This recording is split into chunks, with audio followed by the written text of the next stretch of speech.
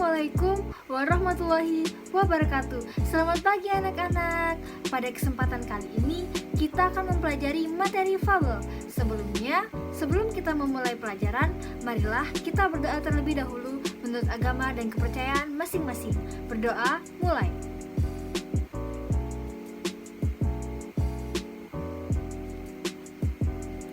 Berdoa selesai.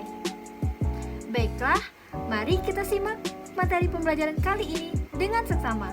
Selamat menyaksikan. Baiklah, adapun kompetensi dasar pada kali ini yaitu mengidentifikasi informasi tentang fabel atau legenda daerah setempat yang pernah dibaca dan didengar. Apakah kalian pernah menonton film The Lion King, Kung Fu Panda, Dumbo, ataupun Finding Nemo? Atau membaca Kancil dan Buaya, Semut dan Belalang, Kisah Singa dan Si Tikus, serta Kisah Tupai yang Sombong? Jadi, apa sih cerita fabel itu?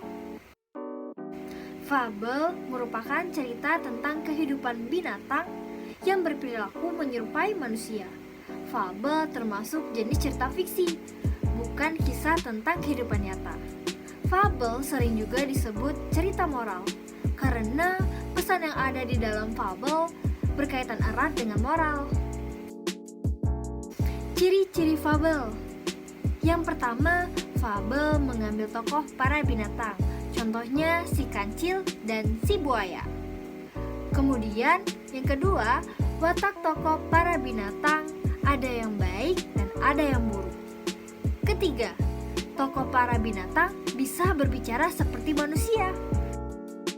Keempat, cerita memiliki rangkaian peristiwa yang menunjukkan kejadian sebab akibat. Rangkaian sebab akibat diurutkan dari awal hingga akhir. Yang kelima, fabel menggunakan latar alam. Hutan, sungai, kolam, pegunungan, dan lain-lain.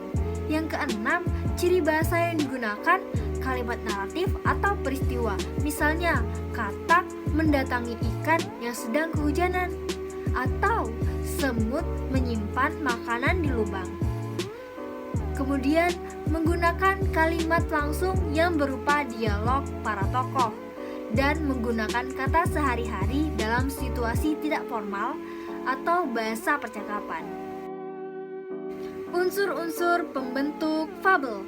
Yang pertama, tokoh, yaitu hewan yang menjadi pelaku dalam cerita. Yang kedua, ciri tokoh utama, yaitu sering dibicarakan, sering muncul, dan menjadi pusat cerita atau menggerakkan jalan cerita. Sedangkan tokoh pembantu adalah tokoh tambahan. Yang ketiga, penokohan, yaitu pemberian karakter pada tokoh. Karakter bisa bersifat protagonis yang disukai atau antagonis yang tidak disukai. Keempat, watak tokoh dapat disimpulkan dari penggambaran fisik, penggambaran tindakan tokoh, dialog tokoh, monolog, serta komentar atau narasi penulis terhadap tokoh. Yang kelima, setting atau latar, yaitu tempat dan waktu perjalanan, kejadian, serta suasana dalam cerita. Ada 3 jenis latar, yaitu latar tempat, latar waktu, dan latar sosial. Yang keenam, tema, yaitu gagasan yang mendasari cerita. Tema dapat ditemukan dari kalimat kunci yang diungkapkan tokoh atau penyimpulan keseluruhan peristiwa sebab akibat pada cerita. Yang ketujuh, amanat adalah pesan yang disampaikan penulis secara tidak langsung. Amanat disimpulkan dari sikap penulis terhadap permasalahan yang diangkat pada cerita. Adapun jenis-jenis fabel. Yang pertama, ditinjau dari pemberian watak dan latarnya. Dibedakan fabel alami dan fabel adaptasi. Fabel alami menggunakan watak tokoh binatang seperti pada kondisi alam nyata. Misalnya, kura-kura diberi watak lamban. Sedangkan fabel adaptasi adalah fabel yang memberikan watak tokoh dengan mengubah watak aslinya pada dunia nyata dan menggunakan tempat-tempat lain sebagai latar. Di rumah, di jalan raya, di rumah sakit, dan lain-lain. Misalnya, Landak yang pemalu berulang tahun di rumah makan. Kedua, ditinjau dari kemunculan pesan, dibedakan fabel dengan koda dan tanpa koda. Fabel dengan koda yaitu fabel dengan memunculkan pesan eksplisit, pesan pengarang di akhir cerita. Sedangkan fabel tanpa koda yaitu tidak memberikan secara eksplisit pesan pengarang di akhir cerita.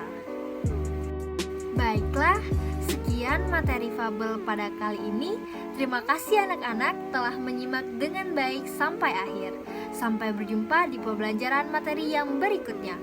Wassalamualaikum warahmatullahi wabarakatuh.